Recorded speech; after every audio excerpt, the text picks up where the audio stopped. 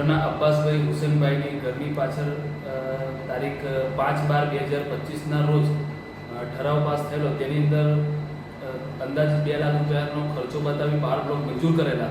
તેમ છતાં તે નાના પણ આવી ગયા હોય, તેમ છતાં આજ દિન સુધી ત્યાં પાવર બ્લોક આવેલા નથી.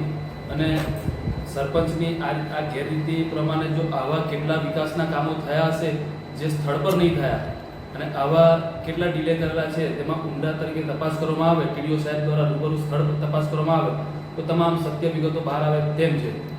કેટલા મહિના પૂર્વે આ ગ્રાન્ટ પાસ થઈ છે? હું આજે લગભગ 5 થી 6 મહિના થયા જે ગ્રાન્ટ આવી ગઈ છે 15મા નાના પંચમાંથી. હાલમાં રસ્તાની પરિસ્થિતિ કેવી છે? બહુ ગંભીર છે, કારણ કે ત્યાં જો સ્થાનિક લોકો અવારનવાર જો કરતા હોય તો પણ ત્યાં કાદવ કીચડ વધુ પડતું હોય છે. આપની શું માંગ છે? જે રાજ્ય સરકાર કે ભારત સરકાર દ્વારા જે નાના પંચમાં 15મા નાના પંચના જે રૂપિયા આપ્યા છે તે રૂપિયા ખરેખર જે સ્થળ માટે આપેલા છે તે ઉપયોગ કરવા બદલ. આપનું નામ? દિવાન સલીમ સિકંદર.